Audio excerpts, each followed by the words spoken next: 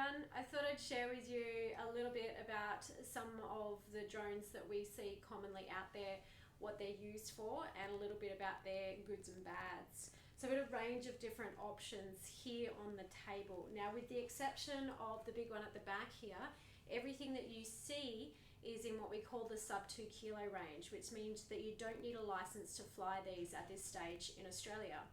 Now, so that means that it's not necessarily the size, because as you can see, this drone is actually quite large, but it's really all about the weight.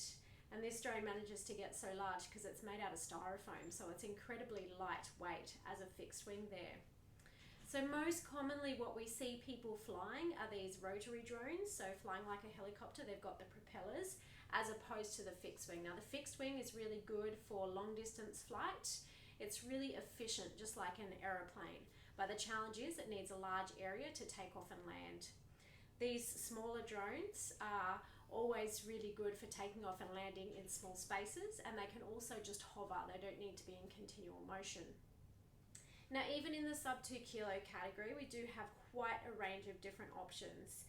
Now, I guess the Phantom is probably one that most people see around. So it comes in just under 2 kilograms and it has a camera on it already. So that's already there, and that's on a gimbal. So the gimbal means that the camera will move in the direction that you want it to and will be stable regardless of the way the aircraft is flying around the place. Now, a similar size is the 3DR Solo. Now, this is one that I do actually fly quite a lot, even though it's now discontinued, unfortunately. But one of the things that I like about this particular one is that you can change out the different camera systems that you have on it. And I have one here. It looks like a GoPro, but it's actually a multispectral camera that flies on that. So that's kind of cool. Now, stepping down from the Phantom, also in the DJI range, is the Mavic. Now, this one's quite neat because it's foldable. So it looks a lot smaller when it's folded up and then expands quite a bit as well. Now, these ones then also have the foldable propellers, so that keeps them nice and compact, still with a camera and the gimbal on the front. Then we move to the much smaller drones. So in the same range, you'll see the Spark. So this is really quite small and it's only just larger than the palm of your hand there. Still has a camera, very small gimbal on that, and the camera quality isn't as good as what you would see on any of the other larger ones as well. Now then you're really getting into the toy drone arena, and so I've got 3 different examples here.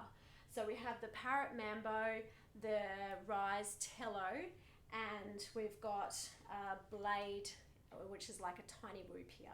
All right, so let's actually start with this smallest one. So we see these around a lot.